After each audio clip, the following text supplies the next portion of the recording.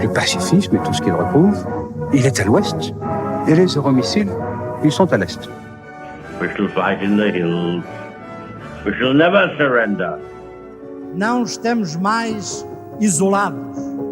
A solidariedade europeia não nos faltará.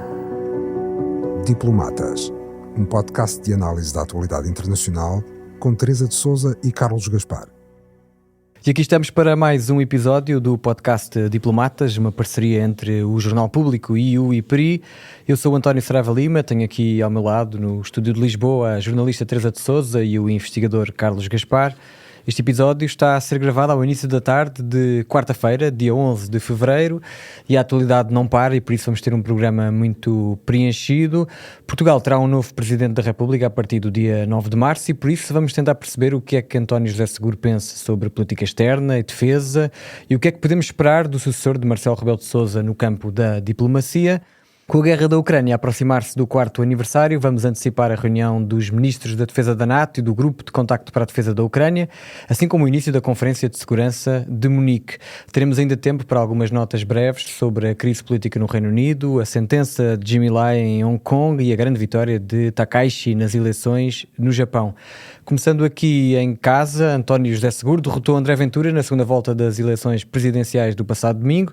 O antigo secretário-geral do PS conseguiu mais de 66% dos votos, um recorde absoluto de apoios. Nós, no Diplomatas, como sabem, tratamos essencialmente de política internacional.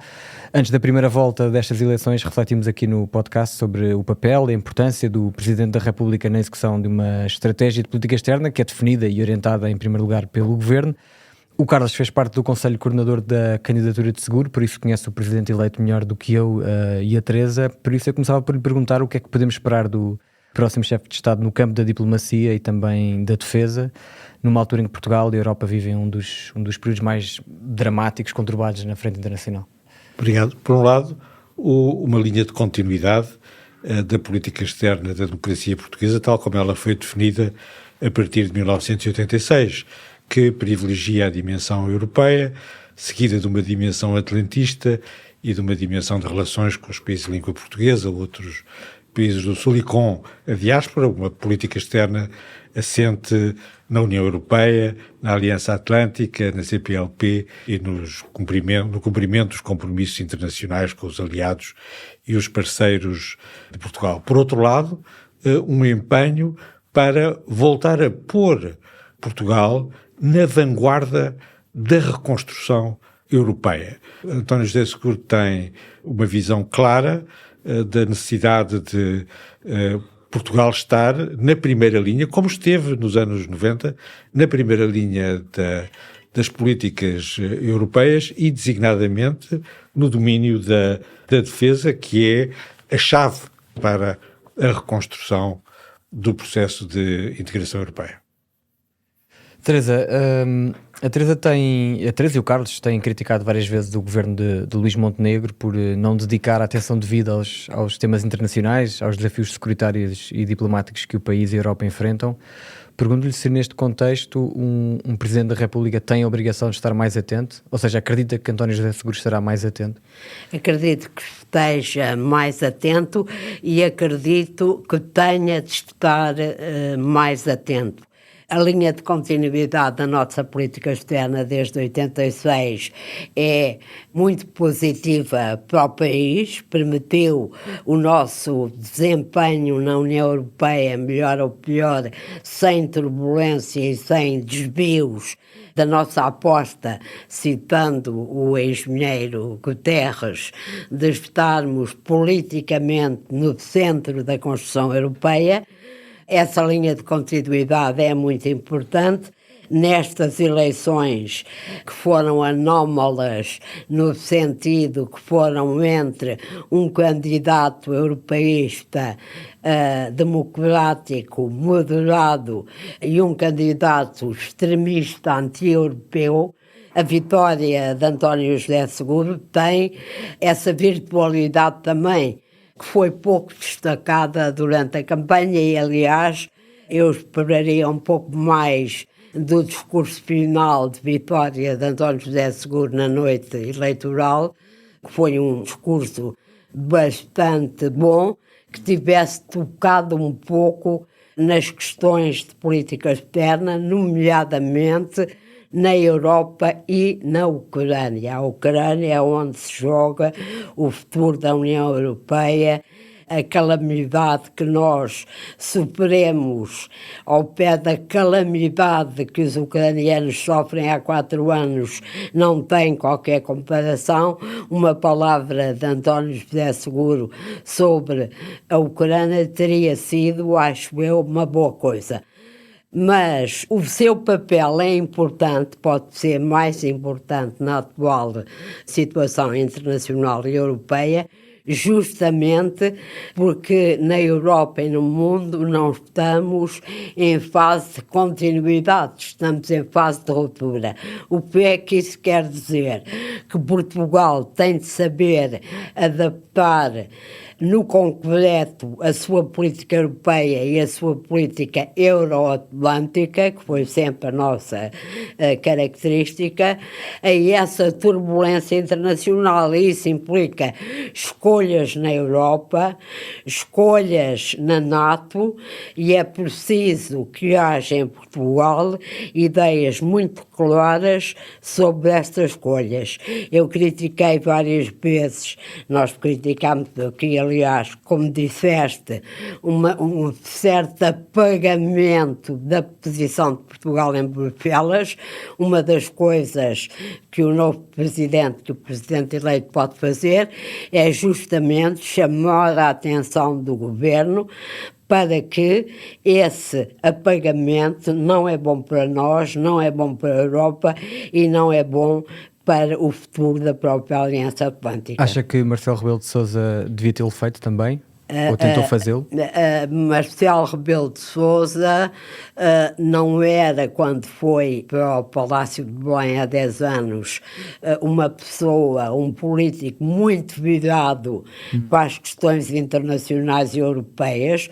Basta ter acompanhado as suas missas dominicais durante imensos anos para ver como ele tratava as questões europeias um pouco en passant, como seria inevitável de um presidente com a inteligência e a sagacidade de Marcelo. Aprendeu certamente muito, mas não se notou, em termos de influência, não se notou muito essa aprendizagem que eu creio que terá feito obrigatoriamente.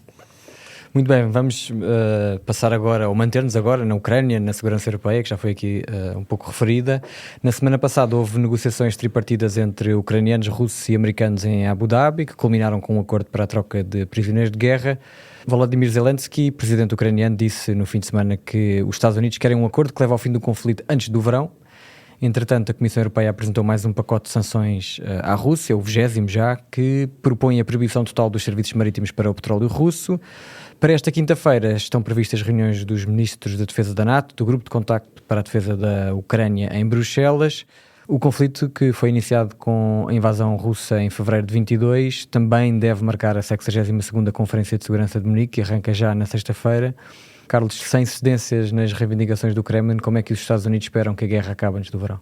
Vai dominar também o retiro dos dirigentes do Conselho europeus, que é um retiro absolutamente crucial neste momento. Ele, aliás, foi precedido de uma cimeira inédita entre a Alemanha e a Itália. O chanceler e a presidente do governo italiano estavam acompanhados de 21 ministros e produziram um papel. Em vez de termos um papel franco-alemão, temos um papel franco-italiano. Não, alemão e italiano, germano-italiano. Não é o novo eixo, mas aparentemente é um passo decisivo para a Alemanha completar o cerco da França, que se defende hoje com uma entrevista, uma raridade, do Presidente da República Francesa ao Financial Times. 6 grandes jornais europeus, entre os quais o Financial Times. Exatamente. Obrigado, Teresa. Portanto, é mesmo um momento crítico. É um momento crítico. A questão da Ucrânia é decisiva, como a Teresa disse, o alargamento da União Europeia à Ucrânia, a sobrevivência da Ucrânia e impedir a vitória da Rússia na guerra com a Ucrânia são cruciais para a sobrevivência da integração europeia como um todo, e portanto isso está no centro. Está no centro também a defesa europeia. Há aqui uma nova estratégia e há uma renegociação paralela do contrato transatlântico que os franceses querem dar como terminado, é uma ruptura, mas que os italianos e os alemães não querem dar como terminado. Há uma renegociação em todas as suas dimensões do contrato transatlântico. É isso que Marco Rubio e Aldrich Colby vão dizer na Conferência de Segurança de Munique. Não é por acaso que são eles que vêm e não os ferrabrases do costume.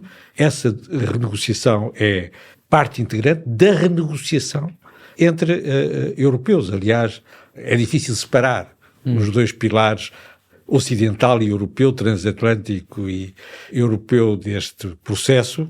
E na renegociação interna, o que está em cima da mesa, além do alargamento rápido, acelerado, diria mesmo, à Ucrânia, que resulta de uma pressão dos Estados Unidos, ter também uma formação igualmente rápida de uma União Europeia de Defesa. Por enquanto, com letras minúsculas, nós não sabemos qual é a forma que ela vai ter, mas ela está em cima da mesa, mais uma vez, nas suas várias dimensões, desde a produção, desde os projetos de produção de armamentos avançados, até ao financiamento da defesa europeia.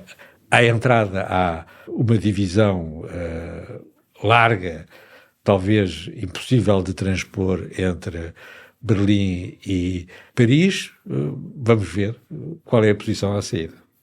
Teresa, o Carlos já tocou um pouco nesta questão, mas foi na edição do ano passado da Conferência de Munique que o vice-presidente dos Estados Unidos, J.D. Vance, lançou um duro ataque às democracias europeias, colocou a Casa Branca ao lado dos movimentos populistas de direita radical do continente. Este ano será Marco Rubio, chefe da diplomacia dos Estados Unidos, que vai discursar em nome da administração Trump, pelo que se espera uma intervenção mais focada na política externa.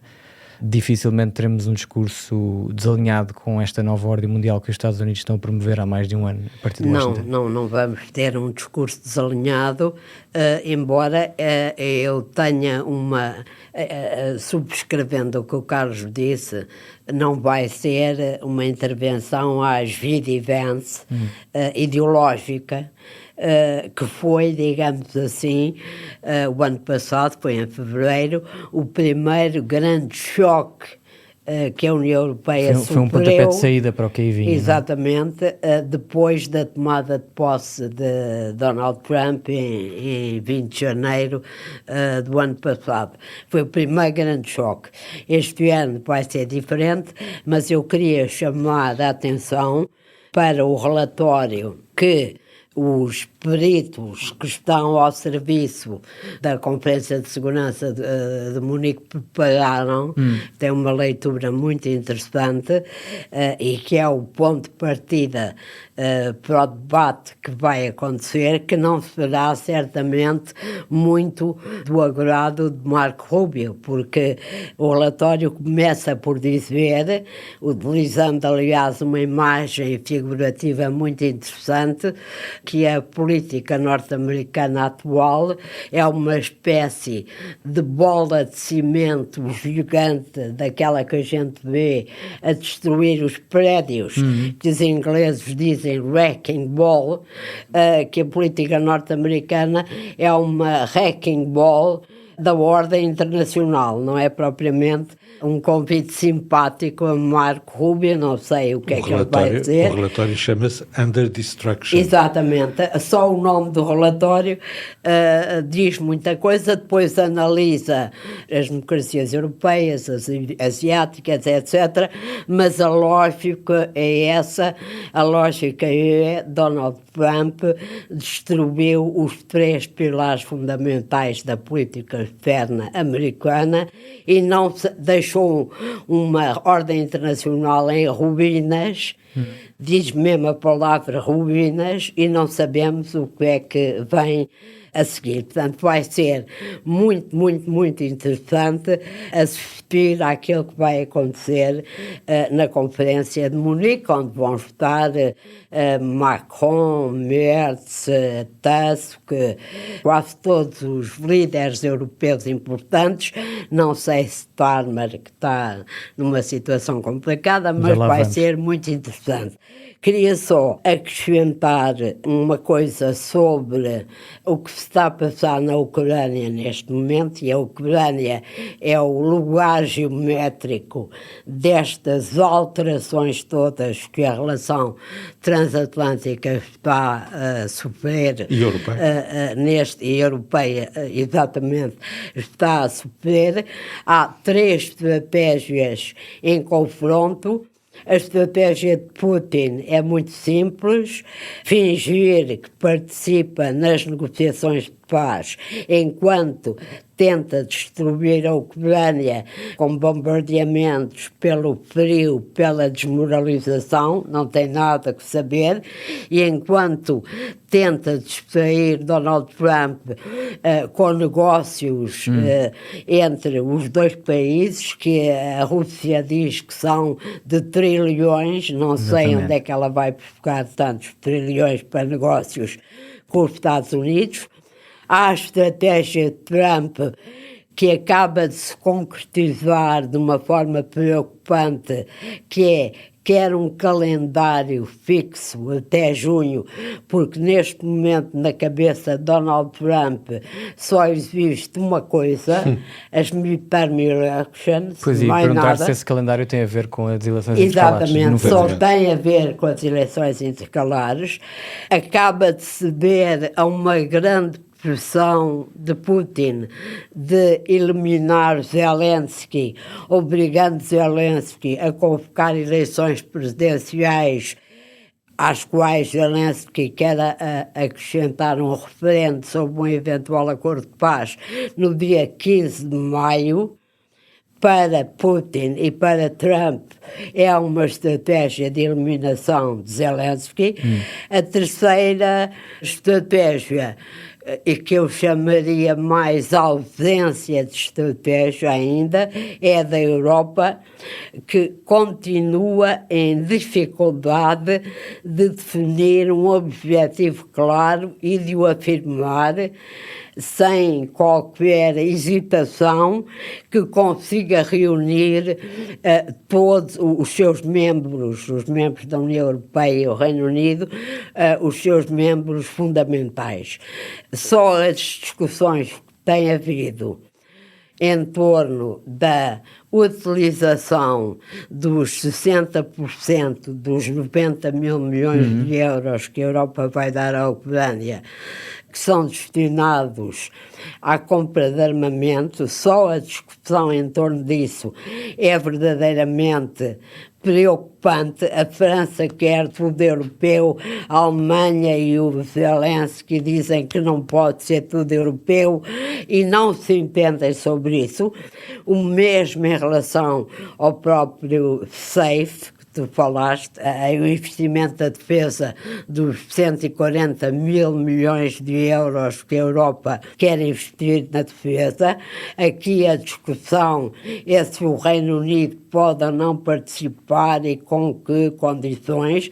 Portanto, ainda aqui algumas matérias fundamentais em relação à Ucrânia e em relação à defesa, em que a Europa ainda não tem uma postura de unidade e de determinação que a façam pesar mais no tabuleiro negocial à volta da Ucrânia. Se fizesse uma subscrição pública na Europa e nos Estados Unidos para apoiar a Ucrânia... Ganhava, mas Falta de imaginação. Exatamente. Muito bem, vamos terminar agora com 3 notas sobre outros assuntos que marcaram a atualidade política internacional nos últimos dias.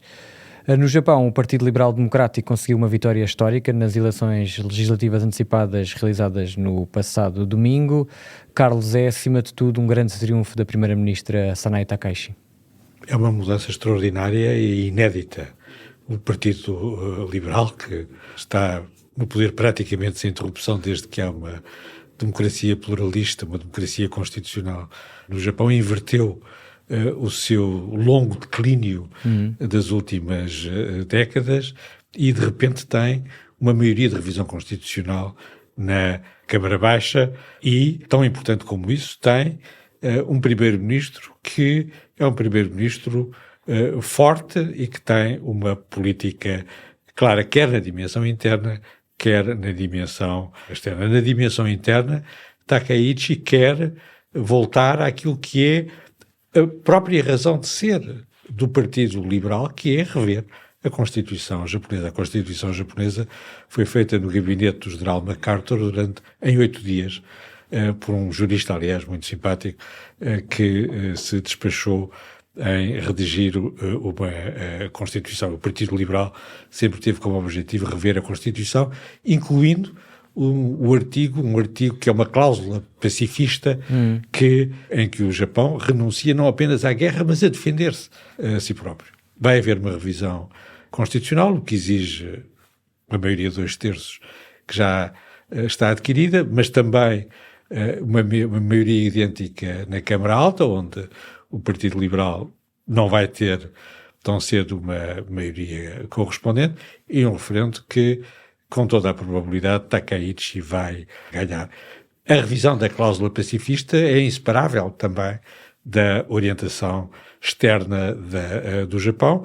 O Japão quer voltar a ser uma potência normal que tem uma capacidade de defesa e de dissuasão contra os seus adversários estratégicos, em primeiro lugar, em relação à China. As elites japonesas compreendem bem que essa capacidade autónoma de defesa do Japão é a garantia da aliança com os Estados Unidos. Esta posição é simétrica à posição da Alemanha e é fascinante ver como a Alemanha e o Japão, as duas potências derrotadas em 1945, estão a ressurgir e a tornar-se as potências democráticas dirigentes na Europa Ocidental e na Ásia Oriental, num jogo de espelhos que revela uma certa cumplicidade. E já agora, o que é que se espera da China? O que é que a China pode fazer em relação a este resultado? Se vai manter o seu rumo ou se vai adotar uma estratégia diferente de contenção desse possível crescimento do Japão na frente externa? Pois, quer dizer, é difícil inverter esta tendência no Japão. A China vai, com certeza, aumentar as suas manobras de intimidação nas querelas de fronteira que tem com o Japão, vai aumentar a sua pressão estratégica sobre Taiwan, mas justamente Takaichi, antes da eleição, levantou a questão de Taiwan e, de certa maneira, tem um mandato democrático para defender Taiwan. Contra isso, a China não pode fazer nada. Muito bem, do Japão passamos para o Reino Unido. Keir Starmer, primeiro-ministro trabalhista, está novamente debaixo de fogo por causa das ligações entre o ex-embaixador do país nos Estados Unidos, Peter Mandelson, e o abusador sexual americano Jeffrey Epstein. Teresa, são muitas crises em menos de 2 anos em Downing Street. Acredita que Starmer dura até 2029? Não sei se dura até 2029, creio que vai durar mais algum tempo. Aliás, já houve um recuo bastante prudente, como tu próprio escreves hoje, quando o Labour viu, os contestatários do Labour viram o abismo, não deram o passo à frente, é uma boa expressão. Esta crise do Labour pode ter inúmeras razões. De facto, a última são as ligações de Mandelson com o escândalo horrível Epstein e o facto de Starmer o ter nomeado embaixador em Washington sem ter feito um escrutínio rigoroso do seu estatuto como representante do Reino de Sua Majestade Britânica. Esta guerra interna do Labour não é, digamos assim, uma novidade. Houve guerras internas longas dentro dos conservadores até em 2010 terem encontrado uma forma de resolver o seu problema fundamental, que se chamava Europa. O Labour já teve várias crises, são crises de adaptação a um mundo novo. O problema maior de Starmer e da política britânica é que 2016, a data do Brexit, não tem, o mundo 2016 não tem nada a ver com o mundo 2026.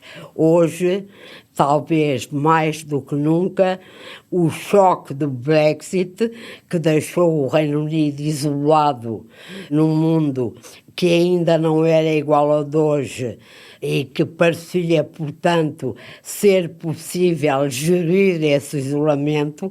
Hoje, gerir esse isolamento da União Europeia com uma relação especial com os Estados Unidos muito tremida. Hoje, as condições da inserção internacional do Reino Unido são muito mais difíceis. O Brexit teve um impacto enorme na economia. É um dos países, o Reino Unido é um dos países que sente mais rapidamente as volatilidades na economia internacional. E, portanto, Starmer, para sermos rigorosos, tem de gerir uma situação difícil. Prometeu talvez coisas que não conseguiu cumprir, como a redução dos impostos na classe média ou a contenção dos imigrantes, que continuam a chegar mais ou menos à vontade, e isso cria desilusão e protesto na opinião pública. Mas, diz a imprensa britânica e repete a imprensa europeia, que Starmer é o primeiro-ministro que só está há 19 meses no governo.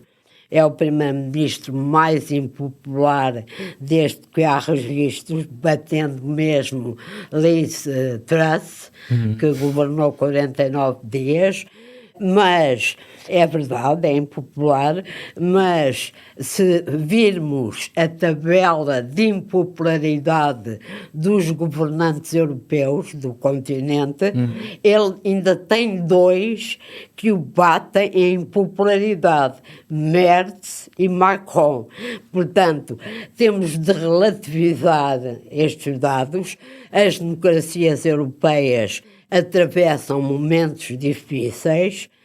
De comum com o Reino Unido tem a ascensão dos partidos nacionalistas e populistas, como em Portugal, de extrema-direita, e Farage, o reforme do Farage, é desde 25 de maio o partido que está à frente de todas as sondagens. Exatamente. Isso acontece com a AfD alemã, acontece com Marine Le Pen em França. Portanto, o que eu queria sublinhar é que a crise no Reino Unido não é muito diferente da crise que vivem as democracias europeias e da dificuldade que os líderes democráticos têm para as resolver no momento de grandes transformações das próprias democracias e do ambiente estratégico internacional. Vamos a uma última nota sobre a condenação a 20 anos de prisão de Jimmy Lai, empresário dos média e ativista pró-democracia de Hong Kong, por conspiração com forças estrangeiras. Carlos, esta sentença é quase o fim oficial da independência dos tribunais no território semi-autónomo chinês. Que não existe nem em Hong Kong nem em Macau, embora a questão de Macau não interesse muito às elites portuguesas ou à mídia portuguesa. Jimmy Lai é um herói da democracia na China. É um homem que construiu a sua posição e a sua reputação, sobretudo a partir de Tiananmen, dos massacres de Tiananmen em 1989, que marcaram o fim das reformas políticas na China, depois de um período brilhante nos anos 80, em que, mesmo dentro do Partido Comunista, as estratégias reformistas de liberalização política, à imagem e semelhança de Mikhail Gorbachev, tiveram um peso efetivo. Certamente porque Jimmy Lai representa essa memória da democracia na China foi objeto de uma condenação brutal, que é feita, que é anunciada depois da visita do primeiro-ministro britânico, que não disse nada, e antes da visita do chanceler alemão, que não vai dizer nada, é uma demonstração de força desse ponto de vista da China em relação às democracias europeias, que a China despreza profundamente. E, finalmente, a condenação de Jimmy Lai é a coroa de glória do jornalismo. Nós ficamos a saber ontem que na China o jornalismo é um crime. Muito bem, meus caros, já não temos mais tempo. Muito obrigado pelos vossos comentários e um agradecimento especial aos nossos ouvintes. Já sabem, podem enviar perguntas e sugestões de temas para debate para o meu e-mail antonio.lima@publico.pt ou para podcast@publico.pt. Nós voltamos para a próxima semana com mais um episódio. Até lá. O podcast Diplomatas é uma parceria Público-IPRI, Instituto Português de Relações Internacionais.